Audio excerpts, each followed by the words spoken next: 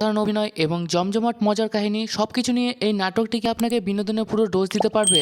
চলুন বিস্তারিত রিভিউতে ডুব দিই। হ্যালো গাইস, নাটকটির পরিচালক হলেন মহিদুল এবং অভিনয়ে রয়েছেন ফারহান, পায়েল, মহিদুল। তাদের জীবন, বন্ধুত্ব এবং প্রেমের জটিলতা নিয়ে নাটকটির কাহিনী আবর্তিত হয়েছে। ফারহান ও পায়েল হলো ছোটবেলার বন্ধু।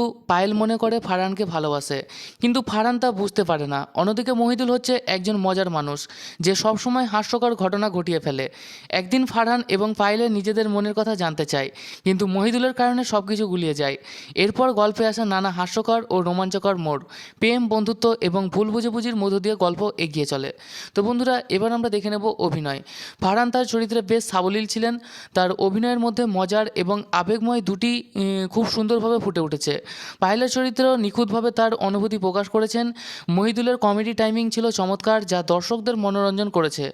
তাছাড়া যদি আমরা নাটকটির পরিচালন ও নির্মাণের দিকে দেখি, তাহলে পরিচালক মহিদুল নাটকটিকে মজার এবং রোমান্টিক মুহূর্তগুলিকে চমৎকারভাবে তুলে ধরেছেন।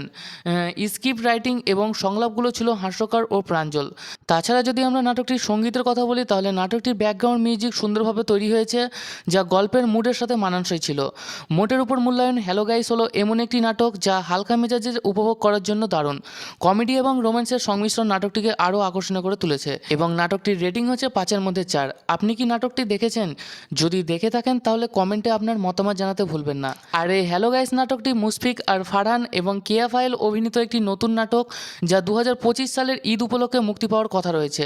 বর্তমানে নাটকটি অফিসিয়াল ওয়াচ প্ল্যাটফর্ম সম্পর্কে নির্দিষ্ট তথ্য পাওয়া যায়নি, তবে সাধারণত এই ধরনের নাটকগুলো ইউটিউব বা জনপ্রিয় স্ট্রিমিং প্ল্যাটফর্মে প্রকাশিত হয়।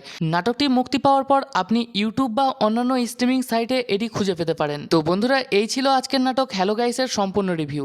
নাটকটি কেমন লাগলো আপনাদের কমেন্টে জানাতে ভুলবেন না। যদি রিভিউ ভালো লেগে থাকে তাহলে লাইক, শেয়ার আর সাবস্ক্রাইব করে পাশে থাকবেন। নতুন নতুন রিভিউ নিয়ে আবার দেখা হবে। ততক্ষণ পর্যন্ত ভালো থাকুন, সুস্থ থাকুন। ধন্যবাদ।